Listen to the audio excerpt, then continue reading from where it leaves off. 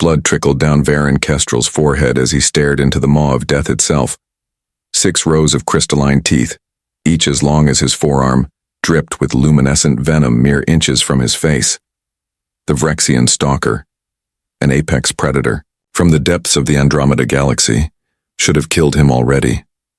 By all accounts, Varen should be nothing more than scattered remains across the crimson sands of Proxima Centauri b. But he wasn't running. Come on, then, Varen whispered, his voice steady despite the trembling in his limbs. Finish it. The beast's obsidian scales rippled under the twin suns, its 4 eyes burning ember red, studied Varen with an intelligence that sent shivers down his spine. It growled, a sound like grinding metal, but didn't strike. 3 days earlier, Varen's survey ship Artemis Dawn had crashed after a hyperdrive malfunction, stranding him on this desolate frontier world. The rest of the crew had ejected safely, their escape pod shooting toward the terraformed moon of Proxima b.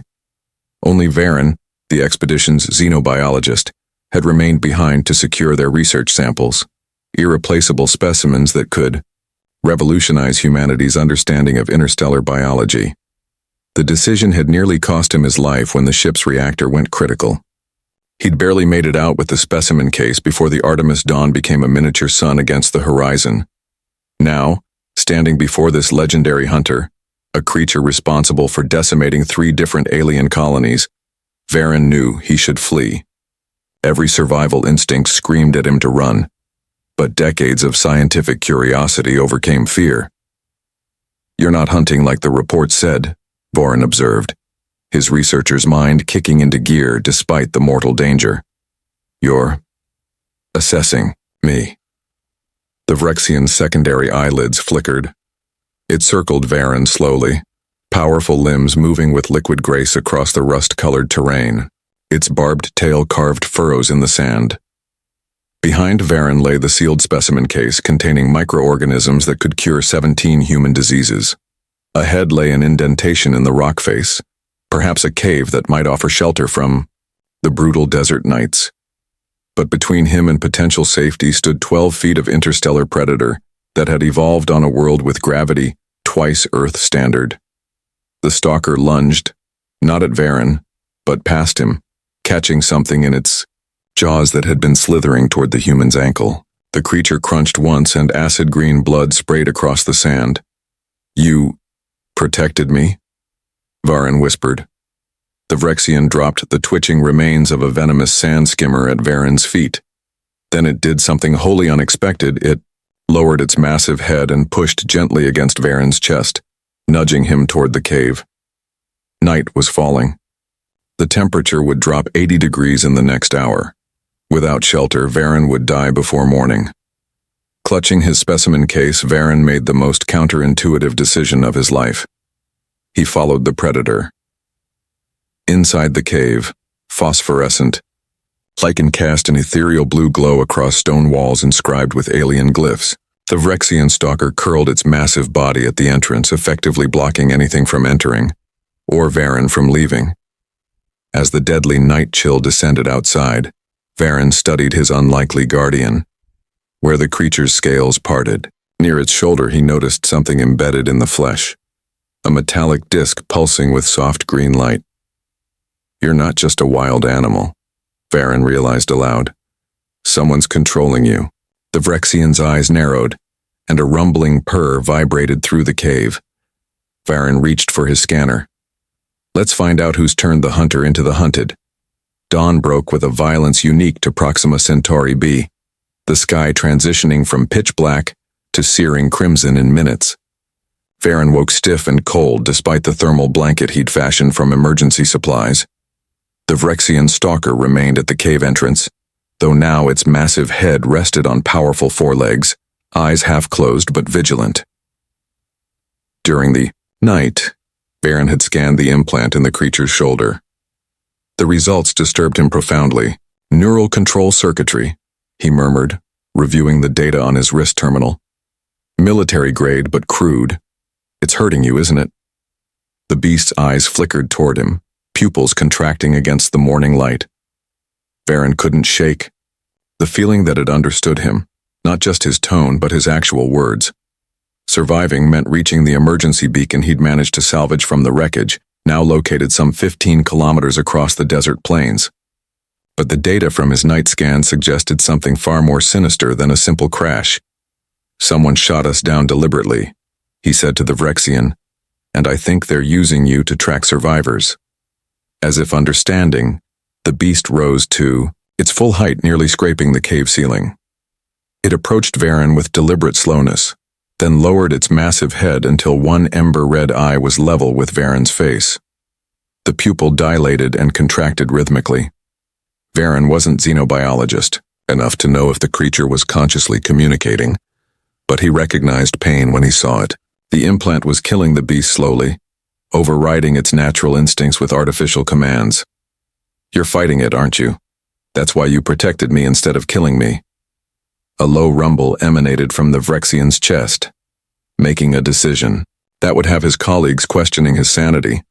Varen reached into his emergency kit and removed a laser scalpel designed for taking tissue samples. "I can help you if you'll let me." The stalker remained perfectly still as Varen approached its shoulder. Up close, the scales were translucent, revealing complex musculature beneath. The implant pulsed with sickly green light, surrounded by inflamed tissue. "This will hurt," Varen warned, activating the scalpel. For 20 tense minutes he worked with the precision his field demanded, carefully separating the invasive technology from the Vrexian's nervous system. When he finally extracted the disc, it was the size of his palm. A sophisticated but malicious piece of engineering clearly designed to cause pain if the subject disobeyed. The instant it was free, the Vrexian shuddered violently, its entire body convulsing. Varen backed away, suddenly aware of the risk he'd taken. With the control device removed, what would stop the creature from reverting to its natural predatory instincts? The stalker's eyes cleared, shifting from red to a startling azure blue. It stretched its massive body, rolled its powerful shoulders, and then, incredibly, it bowed its head to Varen. "You're welcome," Varen whispered. His wrist terminal suddenly blared an alert. Movement outside the cave. Multiple signatures. The Vrexian's head snapped toward the entrance. A subsonic growl reverberated through the cave as it positioned itself between Varen and whatever approached. Through the gap, Varen glimpsed heavily armed figures in exosuits advancing across the plain. Not rescue personnel, these moved with military precision, weapons raised. "They're hunting us both now," Varen realized. "Whoever put that implant in you wants their property back, and any witnesses eliminated." The Vrexian's scales shifted color, darkening to match the cave walls, an adaptive camouflage Varen had never seen documented in scientific literature. "We need to reach that beacon," Varen said, gathering his supplies in the precious specimen case. "But first we need a plan."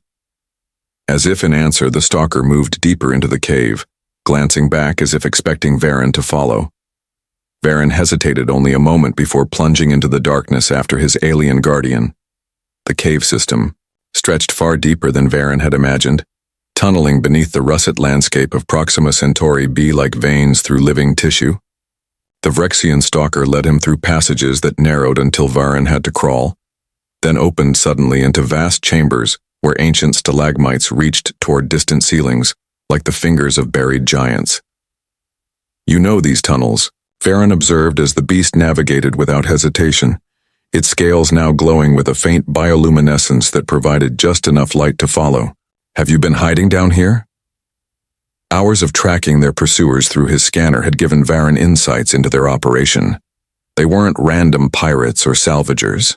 They moved with coordinated efficiency that spoke of military training. Mercenaries, perhaps, or black ops specialists from one of the Outer Rim corporations. What troubled him most was their equipment. Bio-containment units, neural disruptors, and phase pulse rifles, gear designed for capturing and controlling dangerous biological specimens. "They're not just after you," Varen said to the Vrexian as they paused in a chamber where underground springs had carved crystal pools. "They want my specimens too." The sample case contained microorganisms from the gas giant Epsilon Eridani C, extremophiles, that produced complex proteins capable of repairing damaged human neural tissue. In the right hands, they could cure degenerative brain diseases. In the wrong hands, they could become weapons that enslaved minds. The Rexian dipped its massive head into one of the pools, drinking deeply. When it raised its head, water cascaded from its crystalline teeth, catching the bioluminescent light in mesmerizing patterns. Varen took the opportunity to refill his water reserves and check his scanner. The mercenaries had split into 3 teams, 2 following false trails he'd set, but one dangerously close to their actual path. "We need to move," he said urgently. Instead of continuing forward, the stalker moved to a seemingly solid wall and pressed its weight against it. Rock ground against rock as a hidden passage revealed itself, a tunnel sloping steeply upward. "Back door," Varen grinned. "Clever beast." As they ascended, the air grew warmer, carrying scents of the surface. The Vrexian paused suddenly, scales rippling with tension. It turned to Varen and made a series of clicking sounds from deep in its throat. "What is it?" Varen whispered. The stalker lowered itself, clearly indicating Varen should climb onto its back. "You want me to ride you?" Varen asked incredulously. A rumbling sound, almost like impatience, was the only answer. Swallowing his fear, Varen carefully mounted the creature's back, positioning himself between 2 rows of dorsal plates, the specimen case he secured against his chest with straps from his kit. "I hope you know what you're—" His words cut off as the Vrexian surged forward with explosive speed, racing up the tunnel toward daylight. They burst from the hillside into blinding afternoon sunlight, directly behind 2 of the armored mercenaries. Before they could turn, the Vrexian was upon them. What followed happened too quickly for Varen to process fully. A blur of obsidian scales, flashing teeth, and spraying hydraulic fluid as the beast tore through reinforced exosuits like paper. When stillness returned, Varen slid from the creature's back on shaking legs. That was effective. The Vrexian nudged one of the fallen mercenaries with its snout, then used a claw to flip the helmet visor open. Varen gasped. The face inside wasn't human. It was Mavorian, a species known for genetic experimentation and bioweapon development, officially banned from Terran Alliance space after the Ganymede atrocities 30 years earlier. They're after the specimens, Varen realized, and probably know what you're capable of. The beast growled in agreement, then tensed as distant voices echoed from beyond the ridge. "The beacon's still 7 kilometers northeast," Varen said, checking his device. "But at least now we have these." He gestured to the mercenaries' weapons and equipment. While the Rexian kept watch, Varen stripped the bodies of anything useful, including a communication device that might reveal their enemy's plans. As the suns began their descent toward the horizon, Varen made a decision. "We move at dusk," he told his guardian, "and we end this game of hunter and hunted." The Vrexian's azure eyes glinted with what Varen could only interpret as anticipation. Twilight cast long shadows across the rust-colored dunes as Varen activated the mercenary's communication device.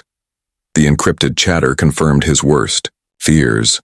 This was no random encounter, but a calculated operation by Mavorian geneticists to acquire both the neural regenerating microorganisms and the Vrexian stalker.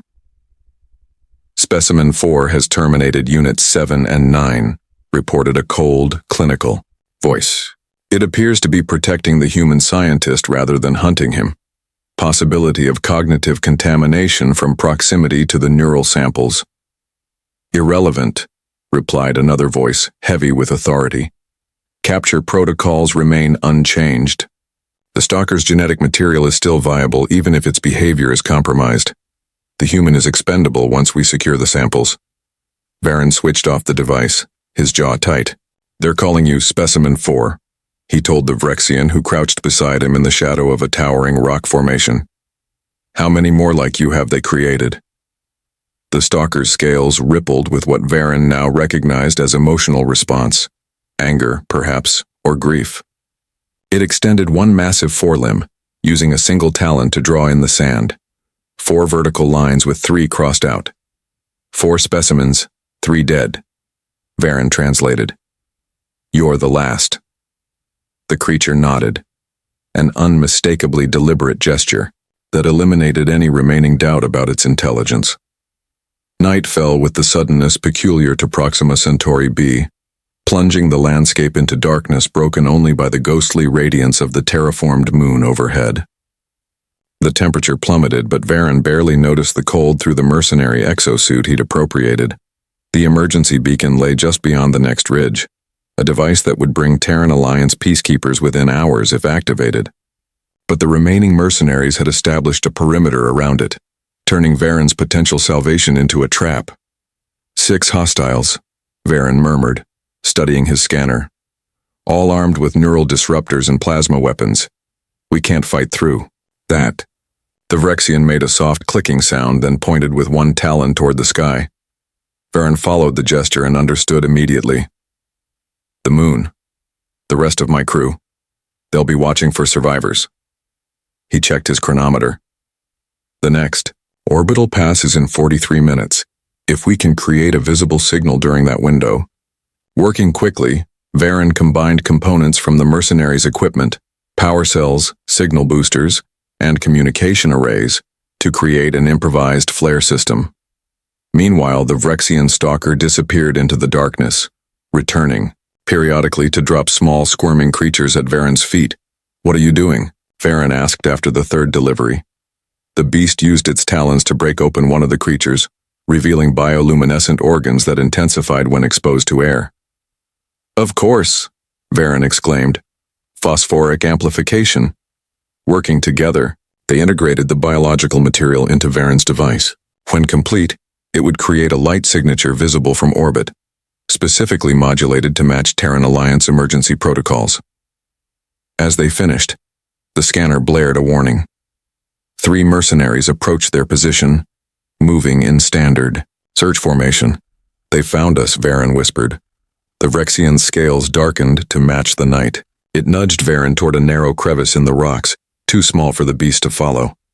No, Varen said firmly. I'm not leaving you to face them alone. The stalker growled insistently, pushing harder. Fine, but take this. Varen handed the creature one of the neural disruptors he'd modified. Trigger it near their position, and it will overload their suit systems. With surprising delicacy, the Vrexian took the device in its jaws and slipped away like liquid shadow into the night.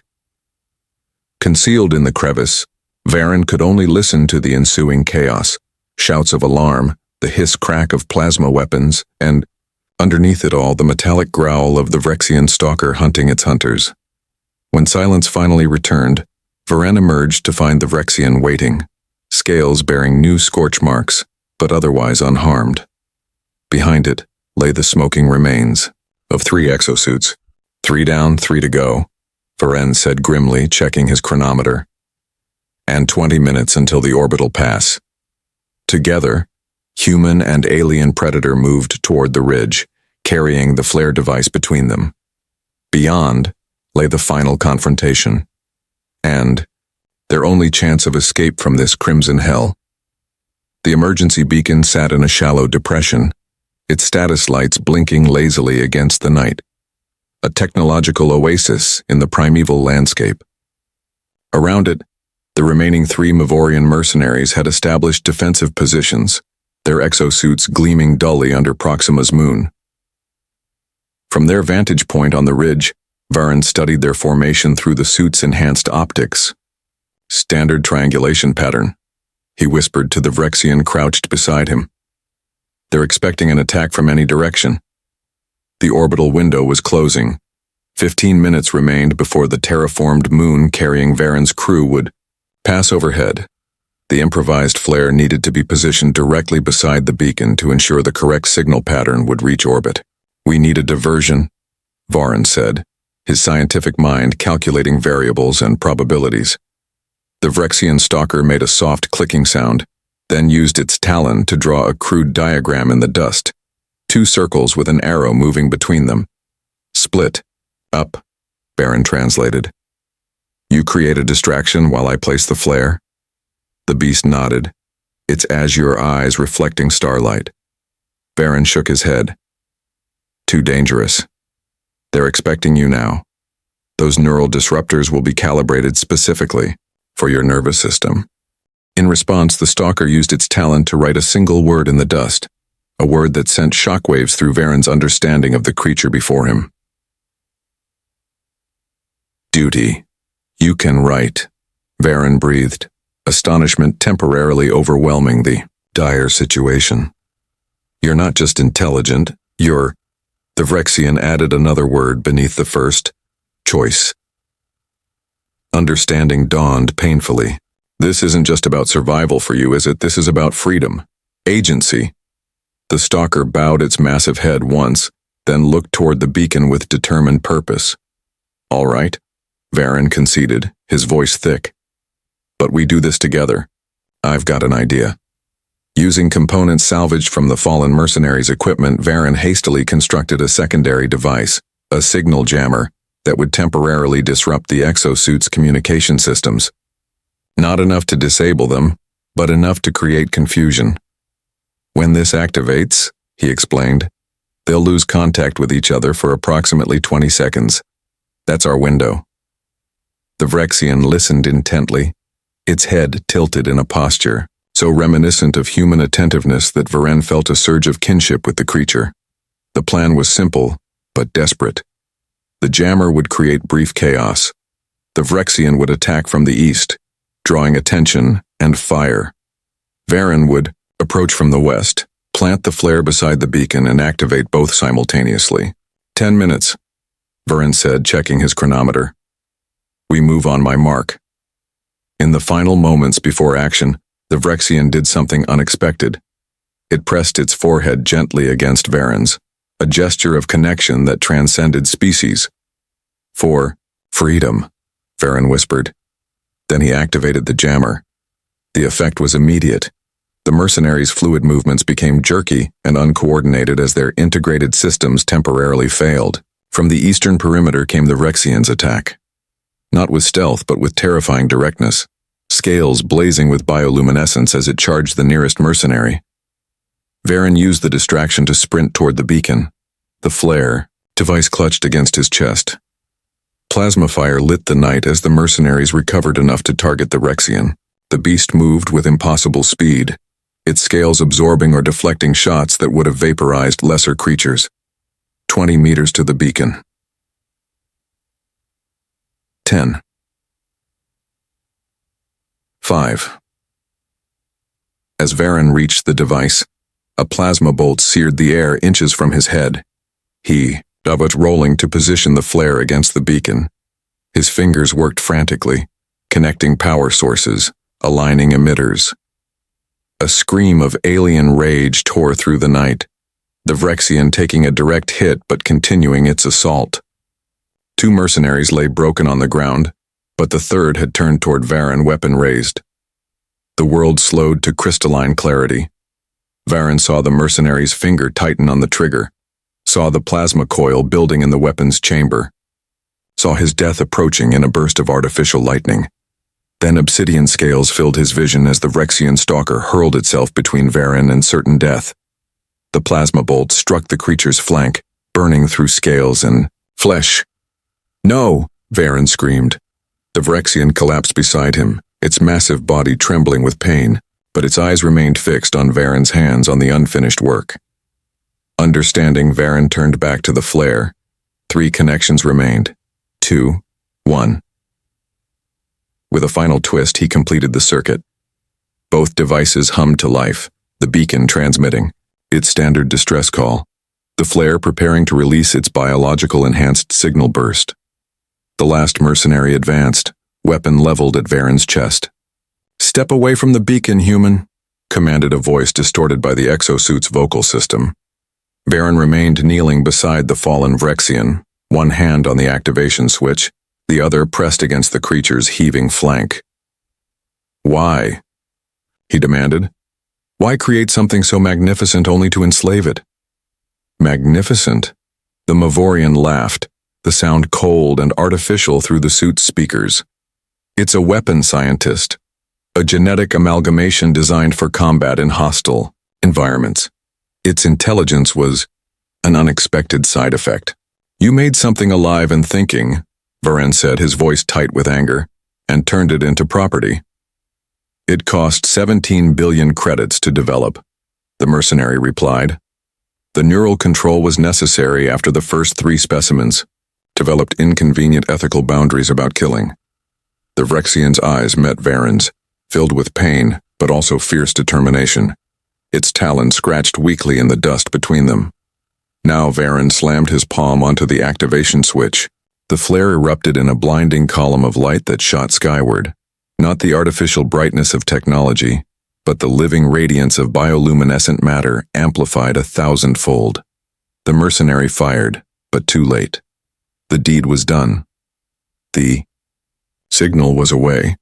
The blinding pillar of light bathed the landscape in unnatural day, casting sharp-edged shadows across the crimson terrain. The mercenary's plasma bolt went wild, disrupted by the sudden electromagnetic pulse generated by the flare's activation. In the momentary confusion, the wounded Vrexian lunged forward with its remaining strength, clamping powerful jaws around the mercenary's weapon arm. Metal and composite materials crumpled under pressure evolved to crush spaceship hull plating. The Mavorian screamed. A sound cut short as Varen, acting on instinct rather than thought, drove a salvaged neural disruptor into a gap in the exosuit's neck seal. Silence fell, broken only by the soft hum of the beacon and the labored breathing of the Vrexian stalker. The creature collapsed, its massive form shuddering as internal systems fought to repair catastrophic damage. "Hold on," Varen whispered, kneeling beside his guardian. "Help is coming." The signal worked. "They'll send a rescue shuttle." His scanner confirmed it. The orbital station had acknowledged the emergency signal. Evacuation protocols initiated. Estimated arrival, 17 minutes. But the Vrexian's azure eyes were dimming, their brilliance fading to dull cobalt. Blood dark as midnight pooled beneath its flank where the plasma bolt had burned through scales and muscle to vital organs beneath.